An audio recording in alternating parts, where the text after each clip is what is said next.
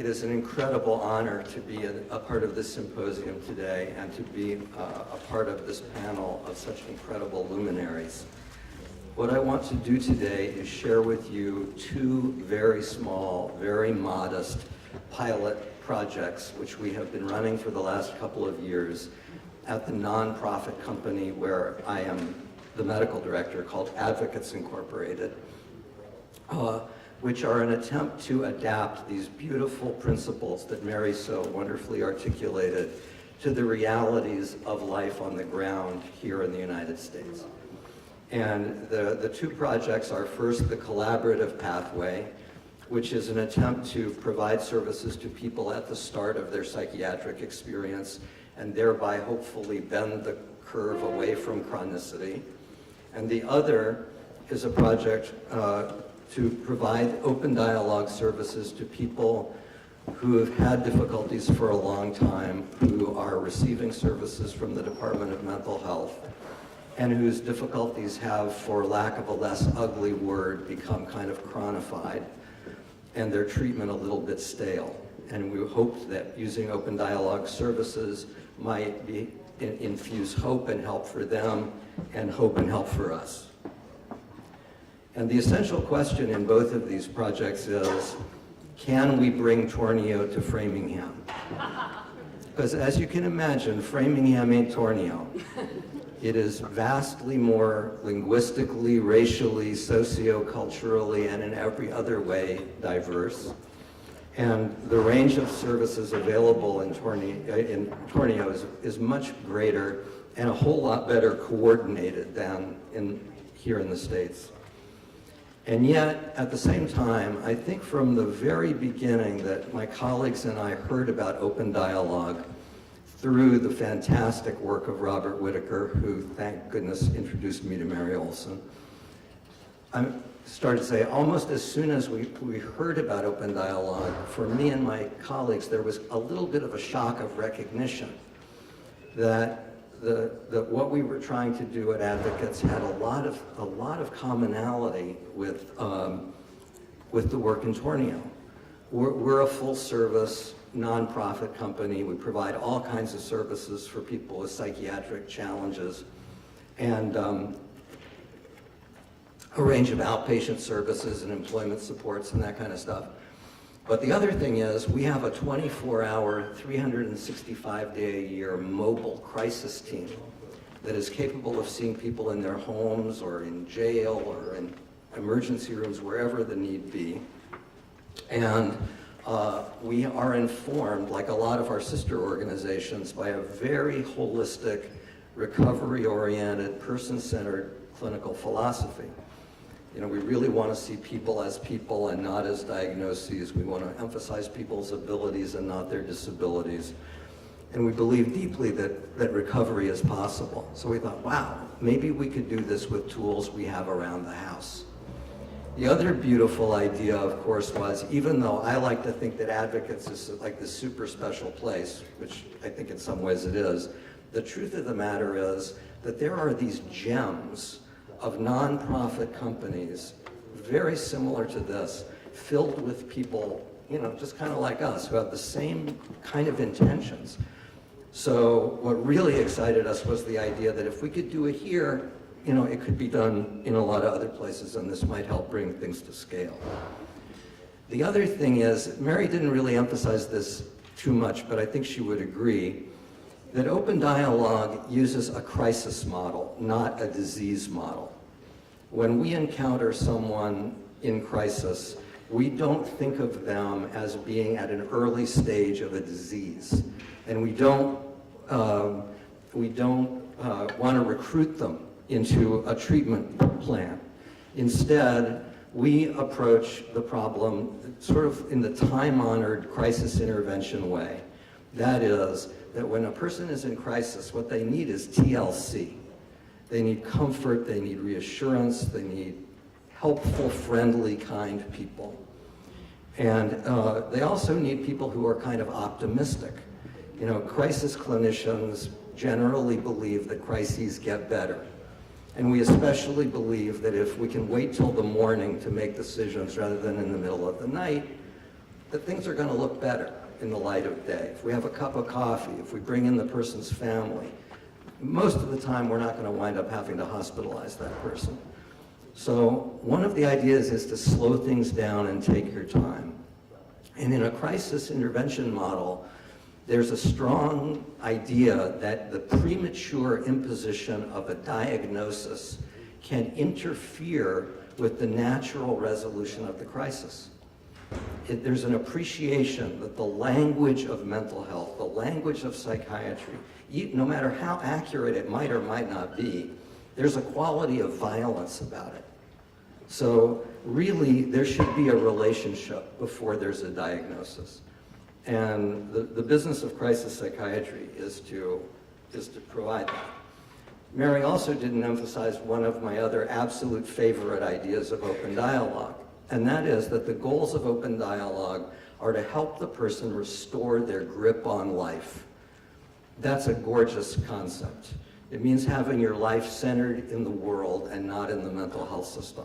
It means being able to live, work, and love, if at all possible. And the purpose of the intervention is just to help the person restore their grip on life. Once they've restored the grip on life, get the hell out of the way. Don't recruit the person in for ongoing care.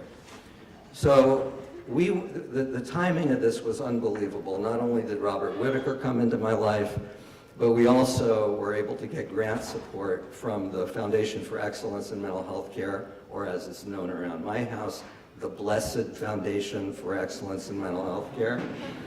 And we were also able to partner up with the Boston Center for Psychiatric Rehabilitation with Sally Rogers and Vasuda Gadigu, sorry Vasuda, I told you I was going to slaughter it, who have provided us with tremendous research savvy. It also turned out, or maybe remarkably enough, that the Department of Mental Health was very interested in this project. And actually, they funded the project for people with longer-term problems.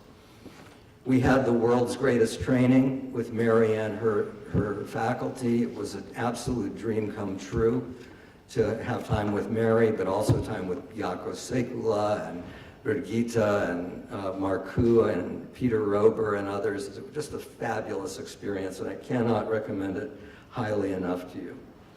So now I want to tell you about the collaborative pathway for young people. And I acknowledge right up front, this is a tiny study, only 15 people. But we recruited people who were experiencing psychosis, regardless of diagnosis, who came into our emergency system and who had the support of their families in this project and who did not have such severe risk factors for suicide, violence, or substance abuse that they needed to be in the hospital at that time. We served 15 families for 1 year, and thank God we had no serious adverse events. We had no suicides, we had no acts of violence. We did have some unplanned psychiatric hospitalizations. And while I acknowledge that that can be quite traumatic, we didn't, well, it is what it was. I would make the observation at the outset that everybody we brought into our study was taking antipsychotics when they came in, or not, under protest. And that for 70% of the people we served, whether or not to take antipsychotic medications was a key question for them, a key issue for them. So now we can say of the families that did engage, 15 of them, 9 of the persons at the center of concern at the end of a year are working or in school. 11 have significantly improved their family relationships. 8 are on no antipsychotics at all. 3 are on reduced antipsychotics and doing well. And 4 of the people who are on antipsychotics are on antipsychotics of their own choice. This looks at the same data kind of, graphically. And on the left there, you can see the grip on life is 79% after 1 year. Satisfaction with care was over 85%, and the others that you can see. So I'm going to just flip by these pretty quickly. This is data showing a fall in the number of hospital admissions compared to 6 months prior. Similar hospital days, similar adverse events. The only adverse events were the unplanned admissions. These are the number of positive developments, number of days in work or in school. And now I want to say a few words about medications. This shows that on admission, people were taking the equivalent of 2.4 milligrams of risperidone per day. And over the following 6 months, engaging in a process of shared decision-making, we decreased the risperidone to less than 1 milligram. However, if we look at our data over the course of a year, we see this kind of puzzling U-shape. And the answer is, first of all, the numbers are very low. It's only 15 people, so one person can change the direction of this graph a lot. And in fact, one person, whose data I'll show you in a minute, used the open dialogue process to go on to medicine, which he chose and which he found extremely helpful. So this open dialogue stuff, it's not anti-medicine. It's about choice. It's about taking time and making these choices in a highly, highly informed way. So this shows improvement in functioning over the year. This is the brief psychiatric rating scale. This is the basis 24. This is the Strauss-Carpenter functioning scale. All of these changes over the course of a year of treatment were statistically significant in the right direction. We also looked at decisional self-efficacy, which is basically the degree to which a person felt empowered in his or her own treatment. And maybe because we didn't look back at the way people had experienced care previously, but just looked at how they experienced us, we didn't really see much change. So now I'd just like to tell you quickly, I wish I had far more time, but I'd just like to tell you quickly a couple of stories to make this a little more alive. This young man came into the collaborative pathway after having spent 6 months in a state hospital in another state. He had been experiencing a psychotic or extreme state in which he thought that he was being targeted by a hit squad from President Obama. And his dad, in an attempt to give him some comfort and some peace, took him camping into the woods. In the woods, he saw something that frightened him, and he fled further into the wilderness. When his father then mounted a search party, of course, he hid from the searchers because he was afraid they were trying to harm him. As a result, he got into a tangle with law enforcement. And that resulted in this very long hospitalization. And when he arrived with us, he was taking 10 milligrams of Risperdal a day. You can see that over the first 6 months of very extensive open dialogue meetings, he tapered his meds to 0.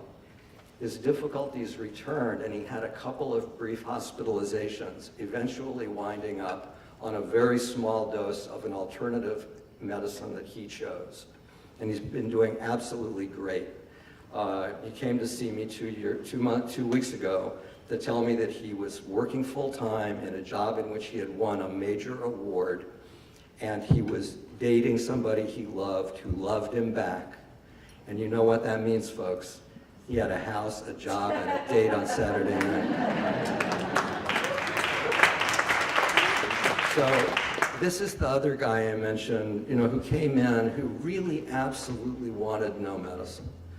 And his parents were trying their hardest to support him, but it was a really scary situation. And we had 3 or 4 months of open dialogue meetings holding the uncertainty of this psychosis.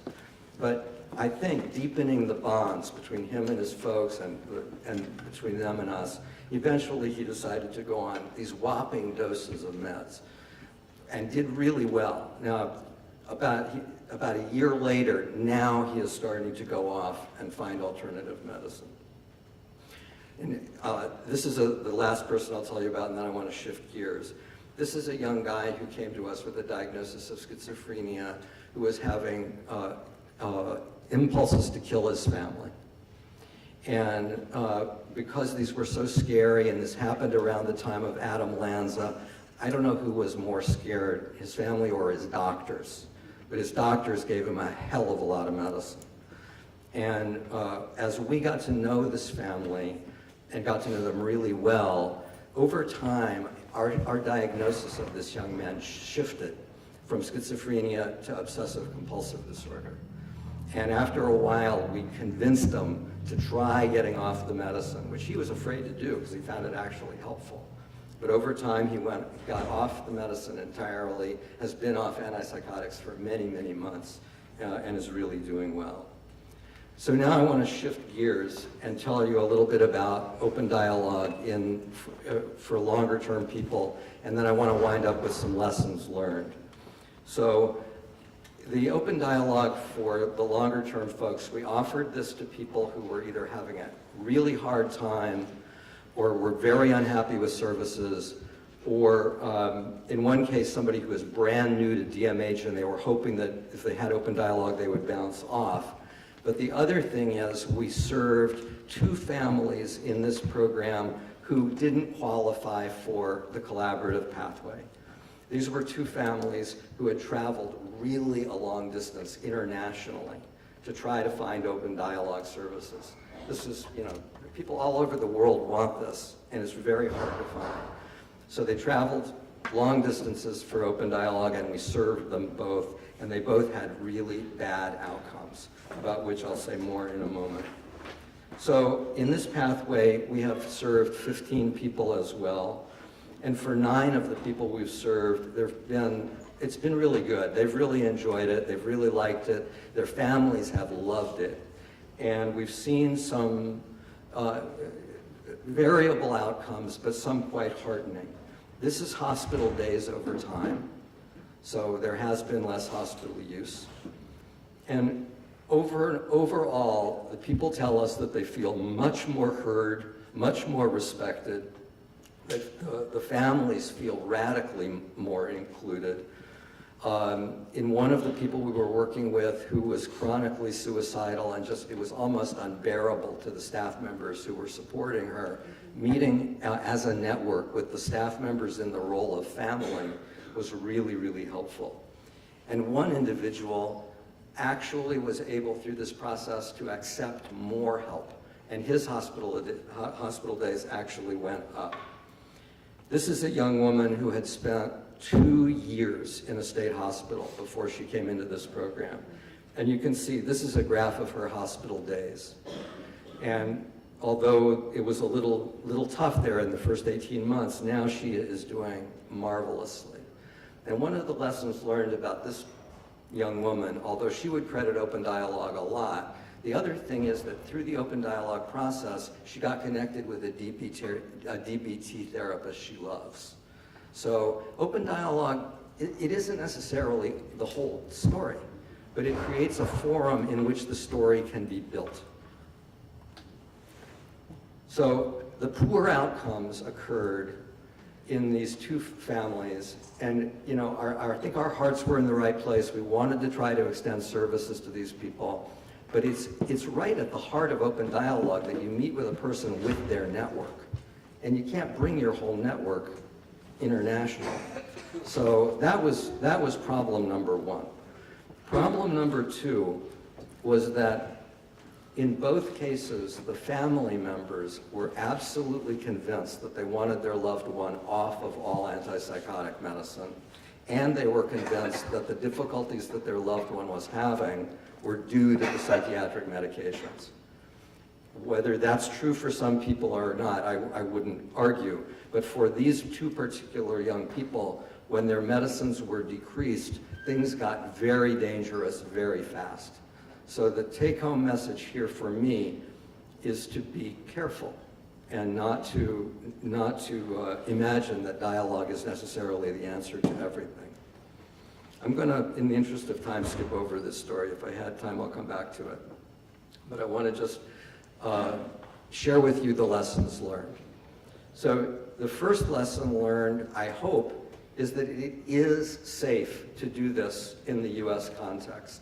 Now we did make one adaptation, which gives Jaco, and I think maybe even Mary, a little bit of a case of the heebie-jeebies, which is, we did a standard psychiatric assessment of everybody before deciding whether or not to offer them open dialogue services. That's how we knew whether or not they had the risk factors that we felt would preclude their coming into the program. So that's not done in open dialogue in Tornio. But for us, this was part of our risk management that I think allowed us all to sleep with two eyes closed. And I think for me, at least, it helped me to be more present in the meetings. Second lesson is, by and large, people love this process. This is so radically different than the slam bam, thank you ma'am, you're in, you're out meetings with doctors and therapists. These luxuriously long meetings of sitting in an authentic relationship, ideally in the person's home, is tremendously positive. It brings out the best in everybody, in the family, the person, and ourselves. And it opens the way for a whole lot of creativity. Also, speaking as a psychiatrist, I think this is the most fantastic forum for shared decision-making around the use or non-use of medicines. You know, most of the time people are started on antipsychotic medicine in kind of an emergency setting, as if there were no choice in the matter. It's really completely the wrong way to go about it. So if it's possible to have everybody be safe and to really engage in a serious exploration of, do you want to try these medicines? And it's a serious question, because if you try the medicine, you'll never know if you could have gotten better without the medicine. It's a zero-sum game. On the other hand, if you don't try the medicine, you'll never know if it could have helped you. Now that is a true dilemma, and people of goodwill and high integrity can come to different decisions about it, and we should be respectful and humble about what they decide to do. This point picks up on what I said about crisis psychiatry. Slow diagnosis can be helpful. That young man that I mentioned to you who has a job on Saturday night, I don't know what his diagnosis is. I know he came with a diagnosis of schizophrenia. After about, X number of months of working with him and the family, we expressed the opinion that didn't seem really quite right to us. We would take that with a grain of salt. We just don't really know what the right diagnosis is. And right now, even though I know him incredibly well, I really have no idea what his diagnosis is. What I do know is he's not burdened by the diagnosis of schizophrenia. So, and as you can see from the other clinical anecdote I told you, sometimes diagnosis really does matter. Like realizing that OCD might be a much more appropriate diagnostic category for the young man I described.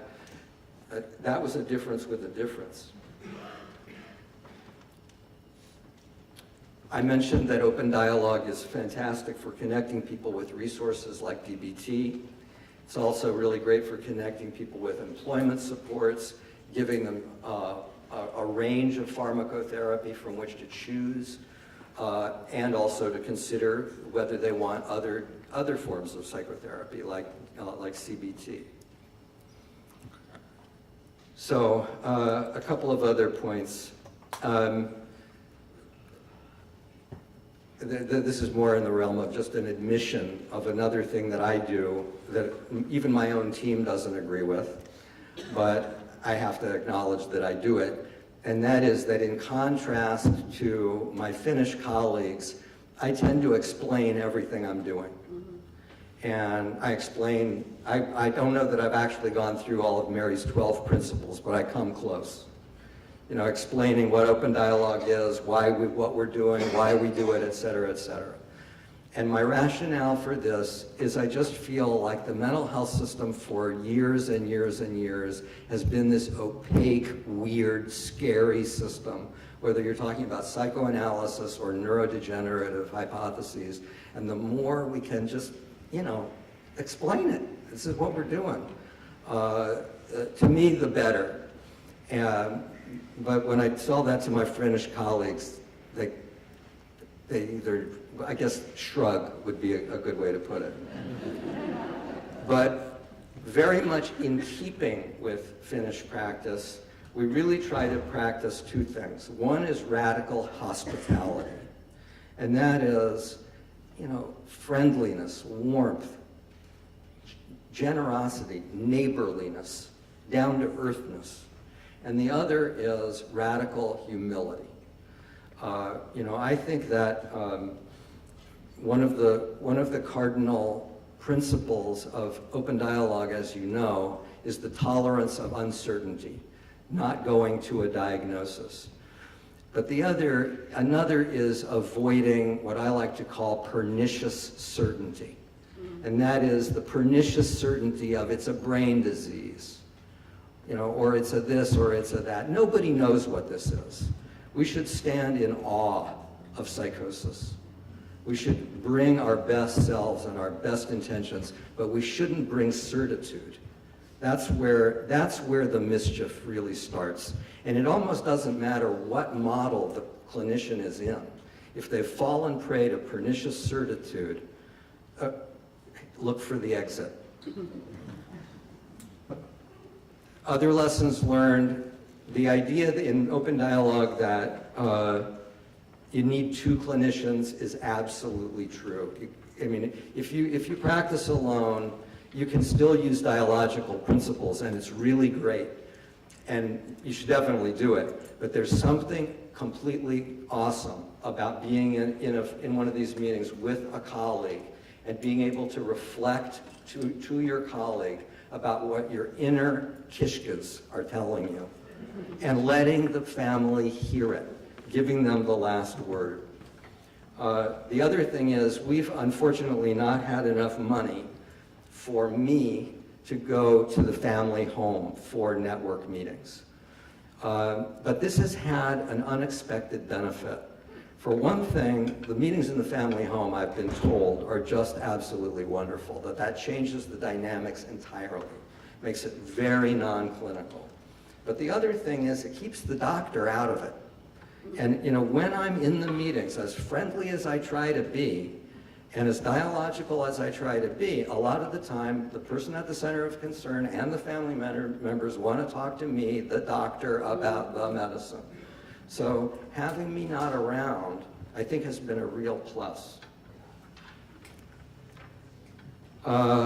Finally, or close to it, 2 minutes, okay, good. In my experience and in our experience, psychosis does not melt or dissolve or evaporate with dialogue. But when people are let me put it better, when people feel heard, safe, listened to, treated with respect and dignity, anything that's stress-related can soften or fade, and that includes psychosis. The other thing is that when we practice, as open dialogue teaches us to do, to listen for meaning in the person's discourse, whether the person is psychotic or not, that opens the door to not only to a lot of meaning, but a lot of real personal connection. But I would also add that psychosis, in its most violent and dangerous form, is like a force of nature. It's like a tsunami or a cyclone. And sometimes all of our tools, whether they're medications or psychotherapy or anything else, are puny and ineffective. And we need to be honest and humble with the people we're serving when we're in the presence of something like that. And lastly, if Gina had asked me the question she asked this morning, if your child had a psychotic experience, what would you want for him or her? This is the model I would want for my child. This is the model all of us at Advocates would want for ourselves. Thank you very much.